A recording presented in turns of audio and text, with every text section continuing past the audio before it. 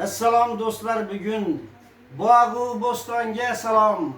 Chehralar gulgina ochilgan hur Gulistonga salom. Yangi alyor yangrayotgan nurli Bo'stonga salom. To'ydan to'yga yetkazgan O'zbekistonga salom. Assalomu alaykum aziz muxlislar.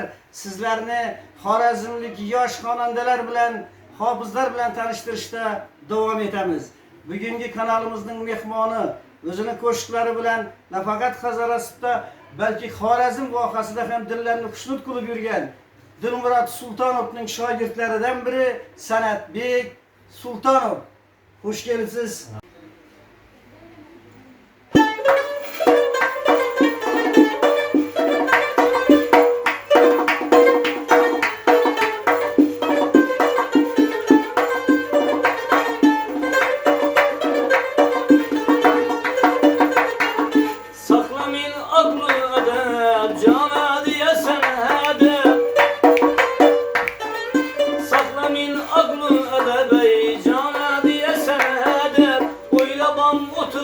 Sana köyüne diyermende, oylabam oturmaz sana köyüne diyermende.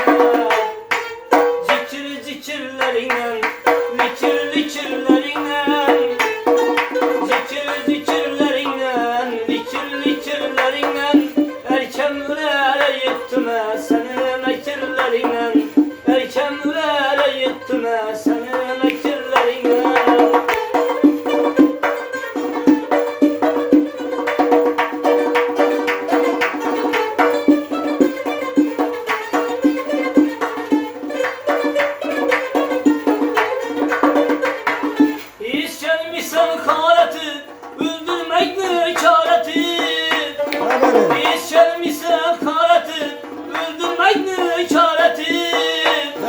Yelkenli bize bulmayı kâkirlerin daratı, yelkenli bize bulmayı kâkirlerin daratı.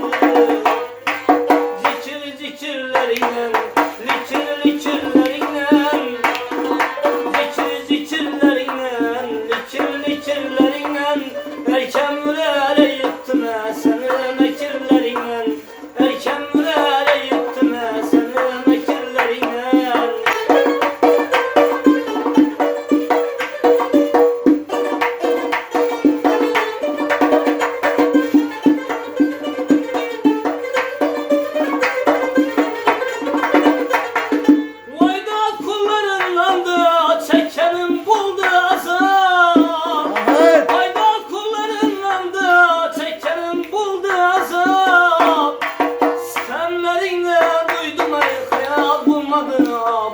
Mekirlerinden duydum ey kaya bulmadın